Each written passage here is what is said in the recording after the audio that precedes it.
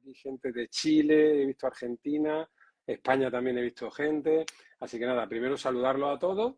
Y como decía, hoy es un placer para mí este directo, puesto que estamos, como decía, hablando con un amigo, además de amigo, pues bueno, un loco del ATM también. Un Entonces, tema denso. a verlo. Un tema denso. Ahí está, ahí Un está. tema que tiene Entonces, chicha. a ver, ahí tengo tema chicha. Este tema tiene tela de chicha. Así que, bueno, Cayetano, vamos a empezar sin más vueltas. Sí. Lo primero de todo, Cayetano, la pregunta es forzosa. ¿Por qué o dónde nace este interés por la región temporomandibular? Cuéntanos un poquito. Sí, porque es bonito cómo empezó, porque yo realmente en el último año de carrera yo no conocía la osteopatía, ni mucho menos conocía la ATM, y un profesor que bien conocemos tú y yo y muchos de los que probablemente estemos aquí presentes, que es José Antonio Martínez, profesor de la Hombre, escuela, me dio un seminario de ATM precisamente y yo me quedé fascinado con todas las relaciones, con todas las posibilidades de intervención que tiene este área y las relaciones con otras áreas. Y eso la verdad que yo salí de ese seminario un poquillo con la cabeza rota y hablé después con José Antonio y ya pues me guió un poquito, me dijo, mira, por aquí puedes aprender todas estas cosas y fue realmente por lo que empecé osteopatía y por lo que, bueno, te pues estoy hoy. metió el veneno, Me te metió el metió el veneno, me veneno. metió el Te veneno metió entre el pecho y veneno, espalda y sí, luego, claro. bueno, pues evidentemente tú también has hecho tu parte. También hemos metido por ahí un poquito de veneno, sí Claro. señor, sí señor.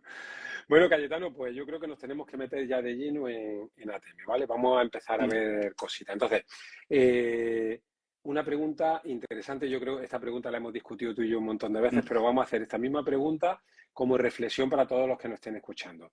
Cayetano, ¿cambiamos ya el paradigma de la ATM? O sea, ¿pasamos de lo estructural a lo neurofisiológico o le dejamos así tal cual está hasta ahora, desde un punto de vista puro y estructura pura y dura?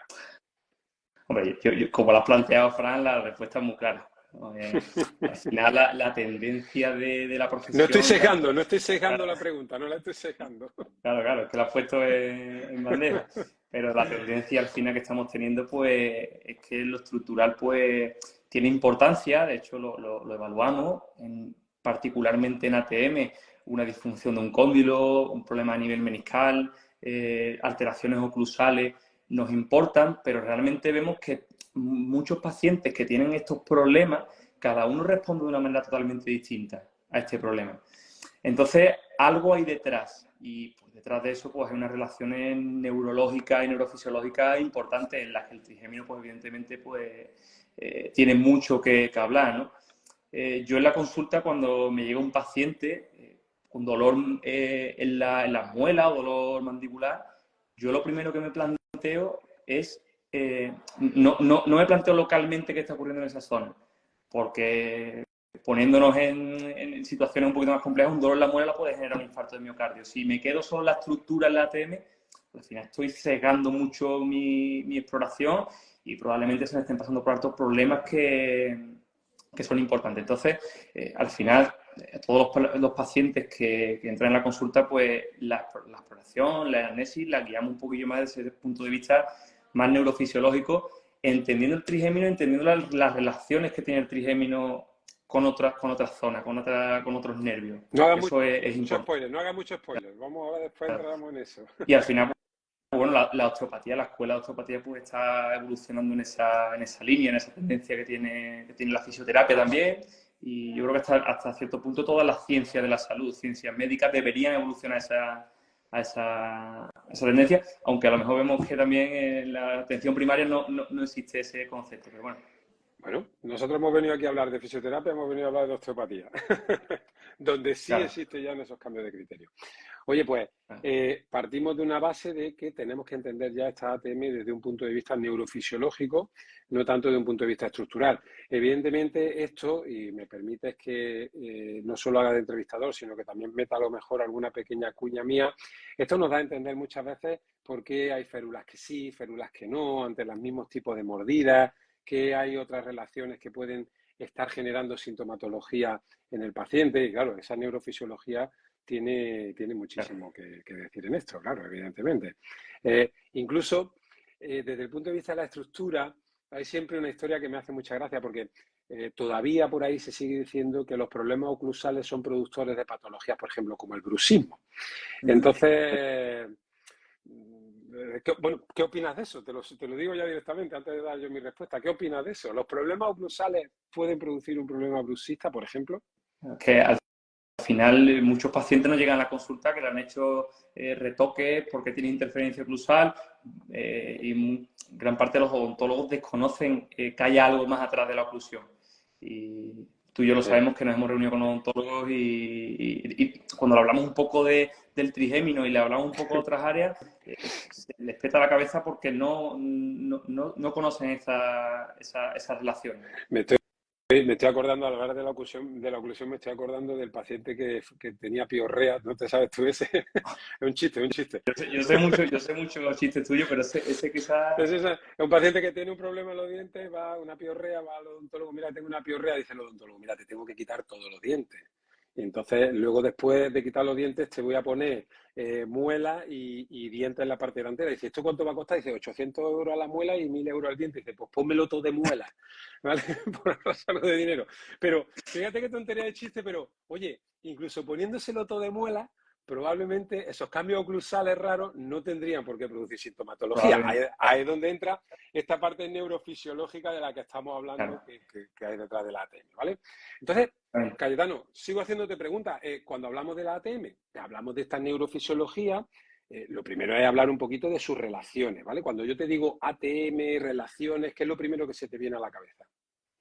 Sí, bueno, como ya hemos adelantado un poco, el trigémino al final es el rey de todo esto, pero el trigémino tiene mucha relación. El rey, me va a perdonar, Cayetano, que te interrumpa, el rey es Luis Palomeque, que se acaba de conectar ahora mismo y le mandamos un saludo. Un saludo.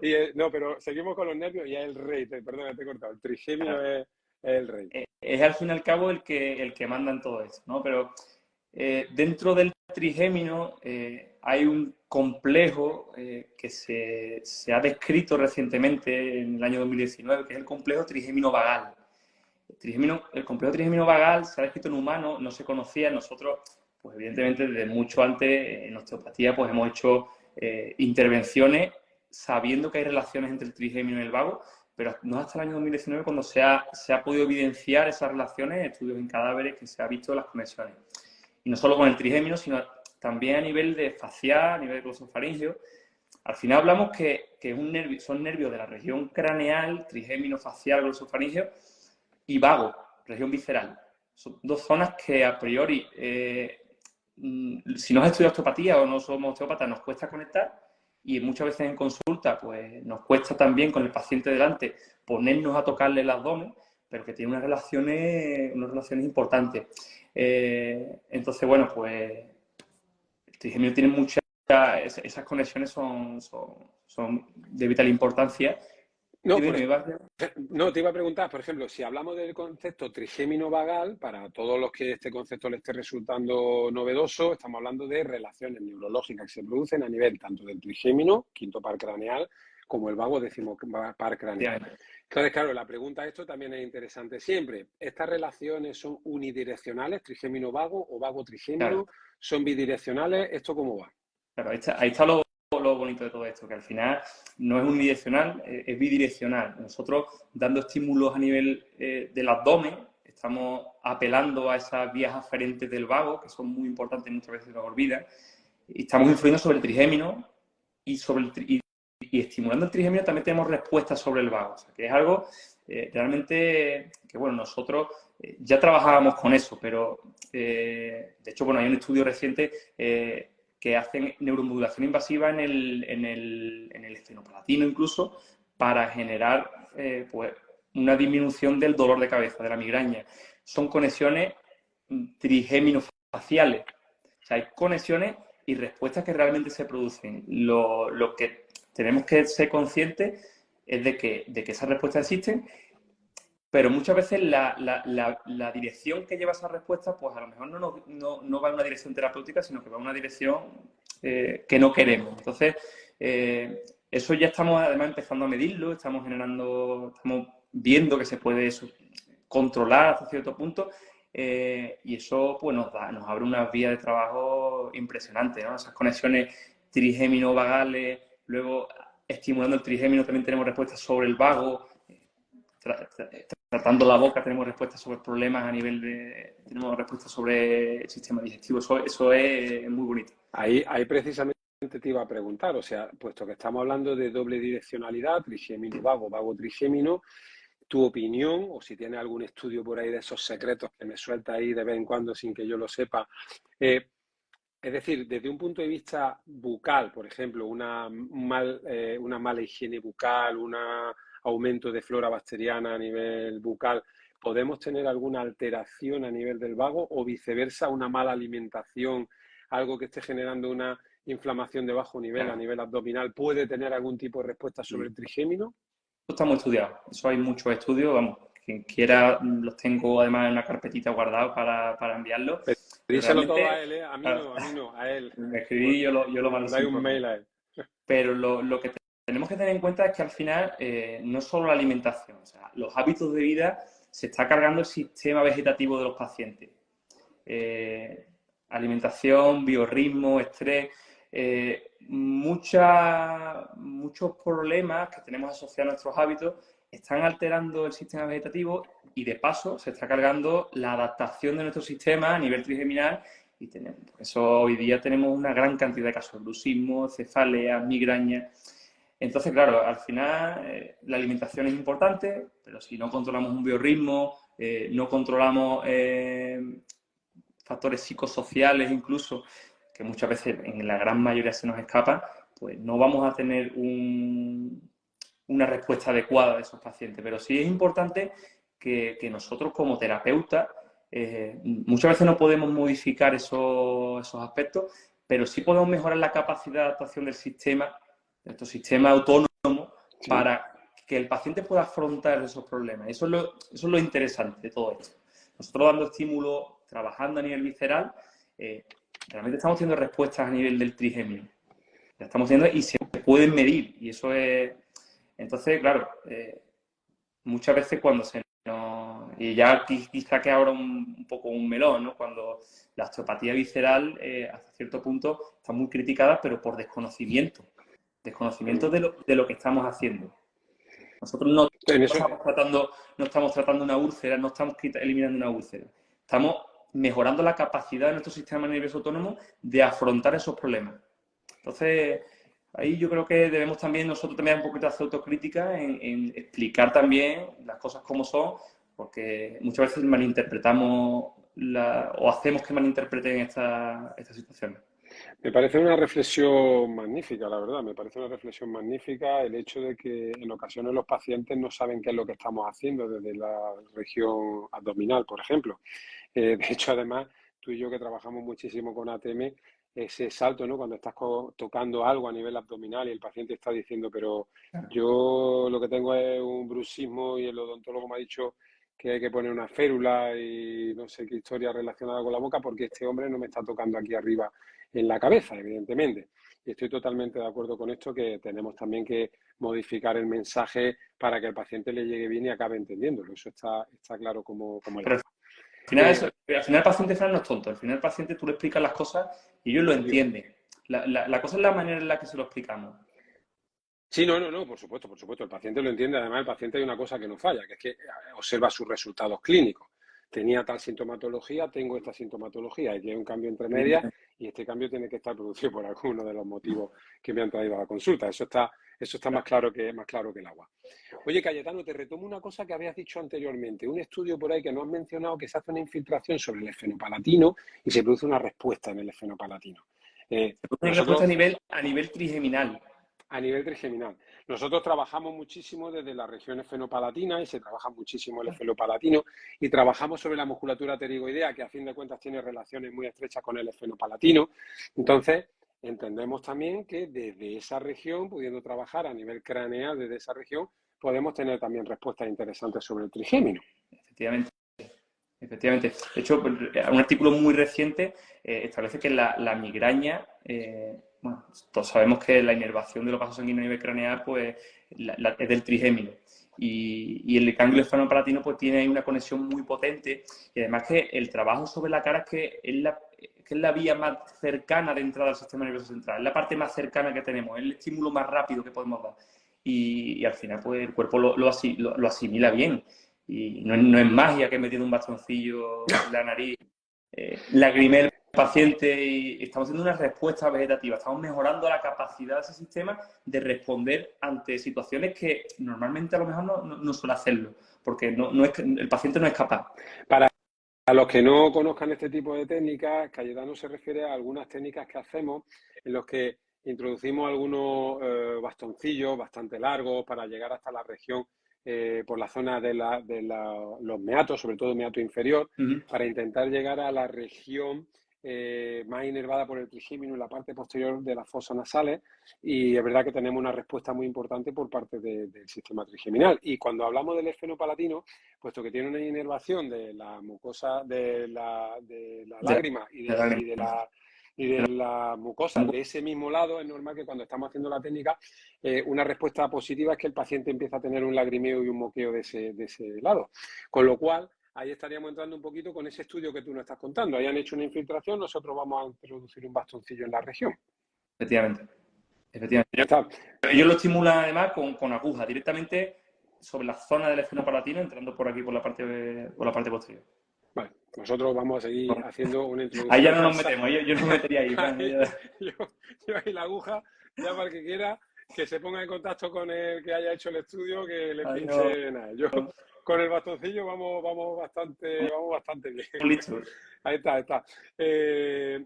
Cayetano, en relación con el tratamiento visceral, desde el punto de vista, yo sé que esta respuesta es imposible, puesto que depende del paciente, depende de muchos factores, pero en relación con el tratamiento visceral, para abordar un problema de la esfera orofacial, ¿hay mucho escrito? ¿No hay mucho escrito? ¿Qué nos puedes comentar de esto?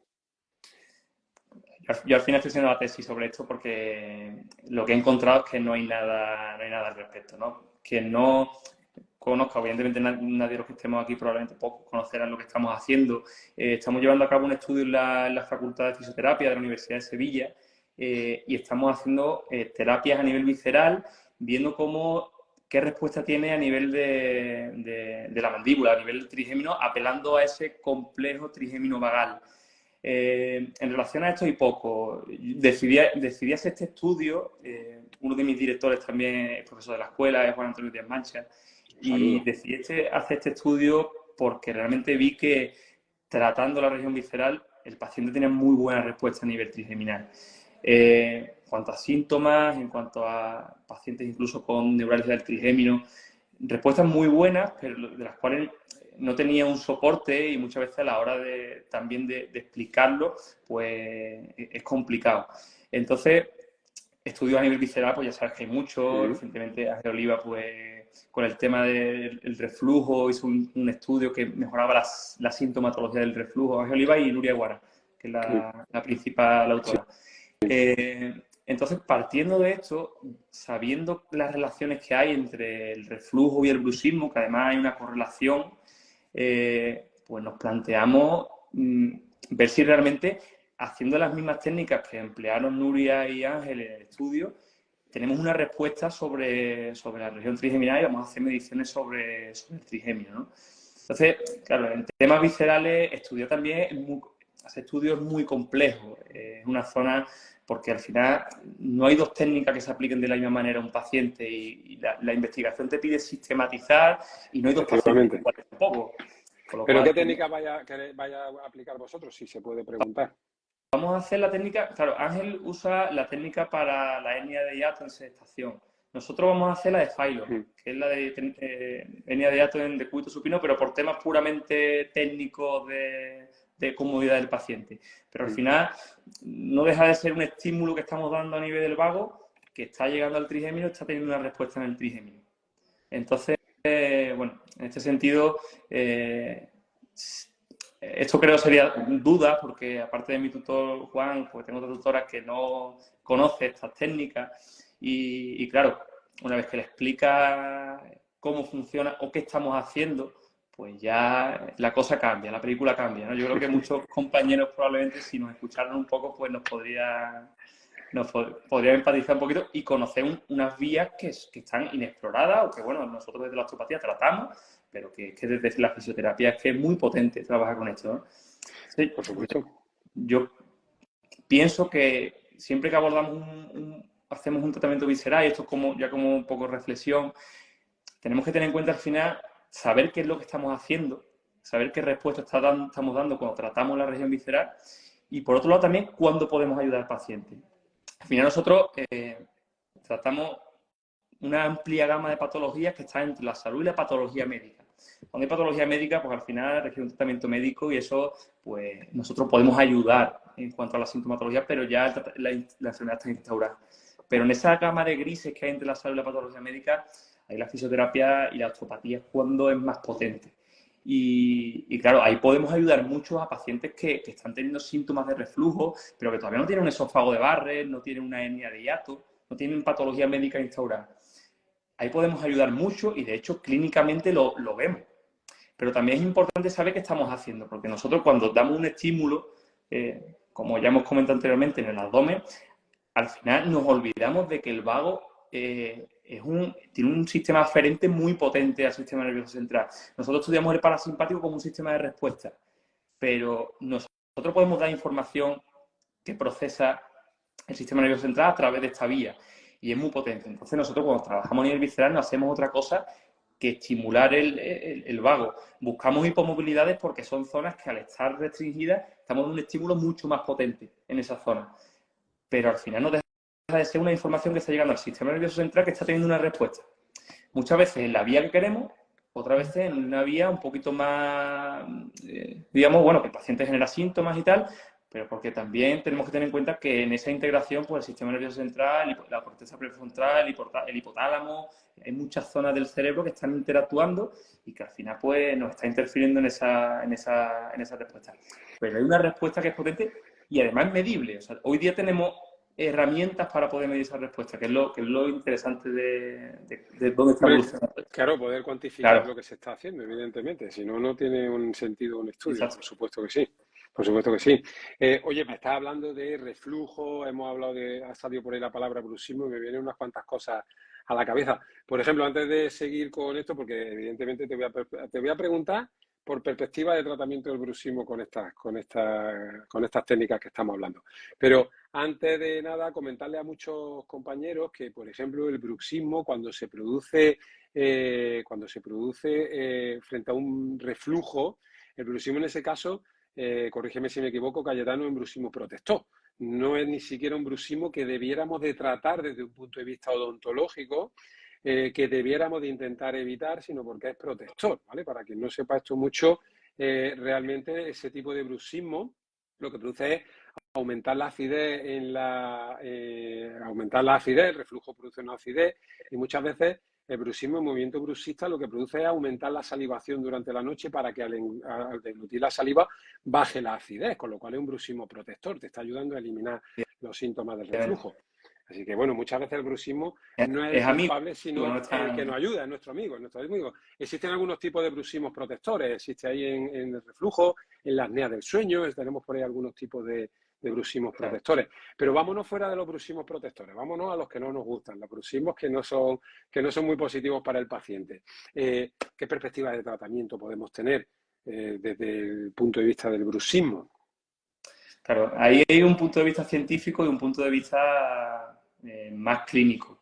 Desde un punto de vista científico, claro, desde un punto de vista científico, las perspectivas están muy ancladas en temas, en tratamientos con toxina botulínica, con férula de descarga, porque al final pues, los odontólogos tienen mucha pasta para hacer estos estudios y son ensayos clínicos potentes. Entonces, pero desde un punto de vista clínico, nosotros la patología, y simplificando, las patologías las podemos abordar desde la causa o mejorando la capacidad adaptativa del paciente. Tenemos esas dos opciones. Si no podemos eliminar la causa que lo provoca, pues lo que no vamos a hacer es que el paciente tenga calidad de vida y sepa gestionar todas las consecuencias de ese bruxismo, ¿no? Entonces, muchas veces nosotros no tenemos esa capacidad de eliminar esos factores causales del bruxismo, como bien hemos comentado, pues al final están muy ligados a esa alteración a nivel del sistema nervioso autónomo y bueno, pues dado por trastornos alimenticios, problemas a nivel de biorritmo, el estrés, por supuesto, que es a día de hoy, pues gran parte también, el estrés también es un disruptor endocrino y genera también. O sea que es un círculo vicioso dentro del cual nos es complicado establecer cuál es la causa de ese bruxismo y muchas veces el paciente tampoco está preparado en ese momento para hacer cambios en su vida para eliminarlo. Entonces, desde un punto de vista clínico, nosotros ayudamos al sistema a que la respuesta sea mucho mejor y a que no dé síntomas. No todos como tú bien has dicho, no todos los bruxismos son malos y no todos los bruxistas tienen síntomas, por lo cual tiene que haber algo detrás de ese bruxismo que esté generando. Entonces, ahí el trigémino es la clave. Entonces, vuelvo un poquito a lo que venimos hablando durante esta charla. Al final, tenemos que tener en cuenta esas relaciones del trigémino con el nervio facial, con el glosofaringeo, con el vago como más potente nervio que interfiere en esto y hacer tratamientos que vayan destinados a estas zonas buscando una respuesta de modulación a nivel del trigémino. No solo modulamos con agujitas y también modulamos con las manos y yo creo que yo personalmente me considero terapeuta manual. Ahora quizás estoy incorporando un poquito más la ecografía y técnicas un poquito más complejas, pero mi base de tratamiento son las manos y yo creo que tenemos una herramienta muy potente en ese sentido. Y claro, quedarnos en la estructura en un bruxismo, pues al final es para nada. O sea, lo vemos, pacientes que le ponen una ortodoncia ya vienen totalmente, ya no saben qué hacer, se gastan 2.000 pavos en ortodoncia. Cuidado el charco que te metes. Con todo mi respeto, hombre, claro, por supuesto, pero a los odontólogos que puedan aquí, pero que al final tenemos que trabajar. El bruxismo no puede trabajar los odontólogos, no podemos trabajarlo nosotros solos tampoco. Tenemos que estar en ese compás. Es que sería un absurdo intentar tratar el bruxismo desde un punto de vista solo, exclusivamente odontológico, fisioterapia, da igual, psicología, da igual de donde te metas. Uno solo ahí es nadar y nadar, como digo, nadar y nadar para morir ahogado en la orilla, porque no va a llegar a ningún sitio. De hecho, fíjate, pacientes bruxistas o pacientes que después de una ortodoncia empiezan a producir efectos bruxistas, tienen alguna actividad bruxista. Claro, al final estás irritando el trigémino, estás generando... Ahí está. Simplemente el hecho de estar generando tensión sobre el periodonto, todo ese ligamento periodontal que está inervado por el trigémino, pues evidentemente te puede estar produciendo algún tipo de irritación de esto. Me acuerdo mucho cuando después de la pandemia se decía, no, es que hay muchos pacientes bruxistas y todo el mundo decía, claro, porque es que las mascarillas y la gomita en la oreja y el nervio auriculotemporal y tal. Y es verdad que dices, bueno, puede tener una pequeña relación, pero creo que también esa situación de estrés que se vivió, esa situación de estar encerrado, sin una... ahí se verá que los factores biopsicosociales de todo el planeta Tierra se vieron alterados y puede que nos den resultados de bruxistas prácticamente a diario en nuestra clínica. Hemos iniciado a tratar bruxismo. Yo no he tratado tanto bruxismo después de la pandemia. Es increíble, es que es una cosa bestial, pero claro, tienes que entender lo que tú estás diciendo. Hemos estado en casa, lo único que hacíamos era comer pasteles, hacer pan y era lo único que estábamos comiendo. El estrés, evidentemente, como tú bien mencionabas, los biorritmos totalmente alterados porque no teníamos prácticamente horario, entonces es normal que aparezcan este tipo de alteraciones. Entonces, me quedo sobre todo con que desde el punto de vista del tratamiento de bruxismo, las perspectivas que tenemos para hacer un abordaje desde el aspecto visceral por ese complejo trigémino vagal, pues pueden ser positivas para nuestros pacientes.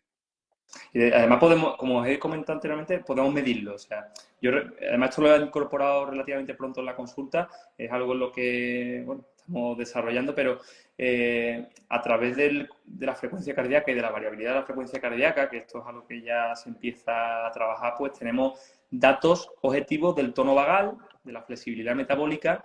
La flexibilidad metabólica al final es la capacidad adaptativa de ese paciente a circunstancias. Estamos midiendo eso, si la respuesta que estamos dando al tocar un pterigoideo tal va en la línea que queremos, y aquellas respuestas que no van en la línea que queremos, pues las desechamos o las rehabilitamos o las tratamos. Las tratamos porque a lo mejor hay una patología ahí que está interfiriendo, ¿no? Porque al final nosotros damos un estímulo y tenemos una respuesta. Lo que está pasando ahí en medio lo desconocemos en gran parte. Lo ideal en una respuesta, por ejemplo, si estuviéramos estimulando un trigémino, ¿cuál sería la respuesta ideal que tendríamos que esperar en cuanto a frecuencia cardíaca? Claro, lo que buscamos es una disminución de la frecuencia cardíaca, Una ¿vale? activación Un parasimpática. aumento del tono vagal, efectivamente, una activación del sistema. Al final es el vago el que nos da toda esa información, el vago es el que manda. Está. También, bueno, Bueno. el trigémino y vago, el rey y la reina, ¿no? Claro, es que aquí la historia es que esto es a quién quieres más, a tu madre o a tu padre. Yo es Exacto. que soy un gran fanático del trigémino, Cayetano lo sabe. Cayetano se tira un poquito más por la región del vago, entonces esto es a quién quieres más, a tu padre o a tu madre. Pues la verdad es que los queremos a los dos, ¿para qué nos vamos a engañar? ¿Para qué nos vamos a engañar? Y el facial también, ¿no? Una pareja, un trío, un Un trío. trío bueno, un trío bueno. Va a ser un trío bueno, va a ser un trío bueno.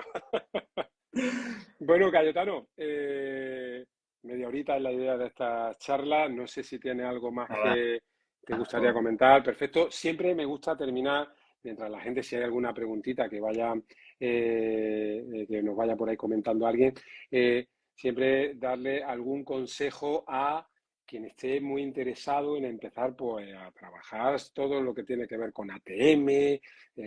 ¿Qué hago, Cayetano? ¿Por dónde empiezo? ¿Qué me claro. recomiendas? ¿Qué hago? Hombre, mi recomendación es estudiar mucho y conocer los procesos desde la base. Conociendo eso, tenemos una herramienta muy potente. Incluso puedes ya empezar a probar cosas que actualmente pues, no están evidenciadas, no están descritas y que al final pues, están teniendo algunos resultados. Yo no me he inventado nada al tratar el abdomen y generar una respuesta, una mejora en el bruxismo, en el tono de la musculatura masticatoria, más que el bruxismo, porque tratamos con esos parámetros, pero no me he inventado nada, eso está todo en la escuela, pues lo hemos estudiado, pero estamos dando un soporte y al final cuanto más conoces la anatomía y la neurofisiología, más te das cuenta de que lo que estamos haciendo tiene un sentido bastante plausible y que realmente es una herramienta muy potente. Perfecto, sistema nervioso, chicos, sistema nervioso, hay que darle fuerte, hay que darle fuerte. He visto por ahí que Agustín Luceño nos ha comentado un par de cositas mientras estábamos hablando. Agustín nos comentaba que en ese estudio que habían mencionado de Ángel Oliva, además se consiguió mejorar los rangos de movilidad Efectivamente. cervical. De Hemos hecho, también tenido lo por vamos ahí, a medir nosotros, vamos a medir los puntos de dolor por presión en C3, correcto, que al final es un punto núcleo frénico, trigeminal del trigeminal. trigémino, frénico, efectivamente. Y también nos comenta Agustín Luceño por aquí que le comentaron en una conferencia sobre ATM en la Facultad de Medicina de la Universidad de Buenos Aires que desde que entraron en crisis en Argentina, pues que todo el mundo tiene bruxismo. Bueno, yo a esto le añadiría un par de cosas. No sé si hacer la broma, Argentina lleva en crisis muchísimos años, pero también es verdad que habría que añadir a esto que los pacientes bruxistas o que generan algún tipo de bruxismo, el porcentaje es brutal. Lo único que pasa es que hay una cantidad de bruxismo inocuo Claro. tremendo. Entonces, claro, nosotros nos quedamos solo con los bruxistas patológicos, pero claro, entre el bruxismo protector, como habíamos dicho, bruxismo patológico y sobre todo un bruxismo inocuo, tenemos una cantidad de bruxistas tremenda. No recuerdo, no sé si ese dato me lo pasaste tú o lo vi en algún sitio, que era algo así como el 80% de la Sí. población en algún... Yo me Eso atrevería da a pie. decir que es el 100%, ¿eh? Yo, o sea, hombre, 100%, 99,9%. ¿Quién no brusa a día de hoy? Además, también hay que tener una cosa en cuenta. El bruxismo es una entidad que es una entidad viva. El hecho de que tú seas bruxista hoy no implica que seas bruxista mañana. De hecho, un autor, Lobezo, nos dice que para poder diagnosticar bien un bruxismo, nos dice que tenemos que tener un reporte de una tercera persona, normalmente compañero de cama, que te haya escuchado. En el bruxismo nocturno, ¿eh? Estamos Sí, hablando de bruxismo nocturno. Y nos pide, no recuerdo muy bien el dato, pero eran 3 o 6 meses. O sea, si la historia es que a mí me contó mi chico que hace 3 años bruxaba, ese dato no me vale para hacer un diagnóstico bruxista. Tiene que ser algo relativamente reciente, 3 o 6 meses. Entonces, claro, es una entidad viva. Lo curioso es que los estudios no encuentran una correlación entre el bruxismo y el tono de la musculatura masticatoria, pero sí entre el tono de la musculatura masticatoria y el dolor. El dolor, eso sí. Pero aquí, si me lo permites, Cayetano, si me lo permite, hago una reflexión personal. Es que el bruxismo no duele. Entonces, si te duele, tú lo que tienes es bruxismo y además tienes un trastorno temporomandibular. Efectivamente. Esa es mi reflexión personal en estos puntos, después de mi humilde O un conocimiento sobre esta trigémino muy materia. jodido. O un trigémino muy jodido, es verdad. Tenemos algo que está generando dolor, ya sea un trastorno temporomandibular, un trigémino que esté muy mal, pero el bruxismo en sí mismo no duele. Por eso es una de las cosas que normalmente me gusta hablar con los pacientes cuando llegan, y esto te pasa a ti también, lo sé, que llegan los pacientes y te dicen, no, es que esta noche he estado toda la noche bruxando, entre comillas, cosa que es imposible, por cierto, por la arquitectura del sueño y el momento en el que se produce el bruxismo, pero además es que me duele mucho porque he bruxado toda la noche. Habrás bruxado, pero si a ti te duele, te está doliendo por otra cosa. Y creo que ahí la herramienta que tenemos desde la fisioterapia y la osteopatía es potentísima para tratar la sintomatología dolorosa del paciente. Y con esto que nos estás contando tú hoy, el vago evidentemente entra directamente en la ecuación del tratamiento de la sintomatología que tenemos. Efectivamente. Y mis pacientes ya conocen que si le voy a tratar ATM, su